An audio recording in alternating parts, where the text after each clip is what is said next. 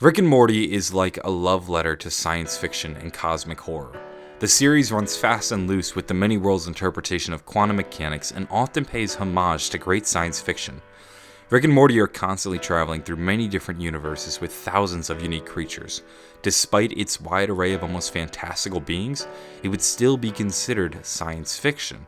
Call of Duty Zombies finds itself in a very similar position. You make the argument read that Call of Duty Zombies began as a science fiction story and has since transitioned into a fantasy story.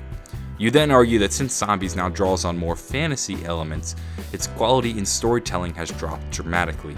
This can be seen with the changing of guards from Jimmy Zielinski to Jason Blundell, where Jimmy Zielinski drew inspiration from science fiction like Edward Burrough Leuten's The Coming Race, or Nazi scientific conspiracy theories such as Die Glocke or Der Riese, while Jason Blundell incorporates fantasy elements such as dragons and provides no scientific explanation for them.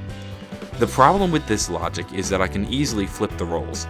I can say Jimmy Zielinski was actually writing a fantasy story. After all, it clearly states in the Black Ops 2 Custom Zombies game settings that everything is magic. There is no science, it's magic. Thus, this is a fantasy story. In addition to that, Zielinski includes Shangri-La in his story, which is from James Hilton's fantasy adventure novel, Lost Horizons. I can then argue Jason Blundell's actions are actually based around science fiction. Let's look at the dragons. Sure, they may originate from fantasy stories, but this is a scientific approach to dragons. They exist because of quantum mechanics and a relatively loose view of the many worlds interpretation pioneered by physicists Hugh Everett and Bryce DeWitt. For the same reason amazing creatures can exist in a science fiction show such as Rick and Morty, dragons can exist in the Zombies universe. The dragon is no more fantasy or science fiction than, say, Mr. Poopy Butthole.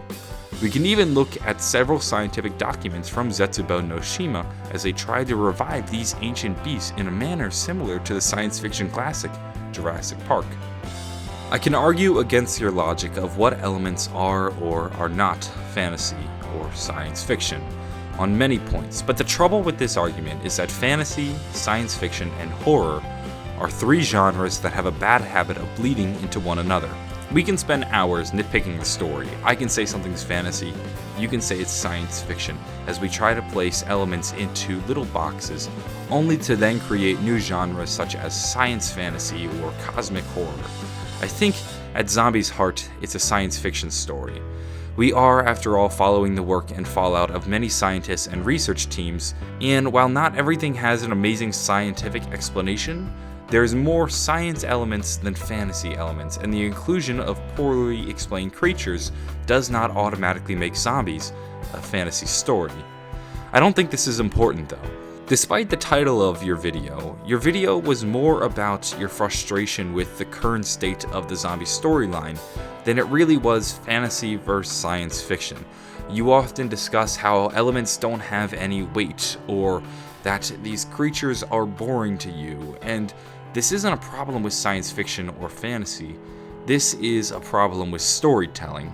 You're one of the oldest zombie YouTube channels. You have been helping crack this story since the beginning, and while I agree the story is more convoluted than ever, your video came off to me as somebody hearkening back to a simpler time, trying to remember the good old days.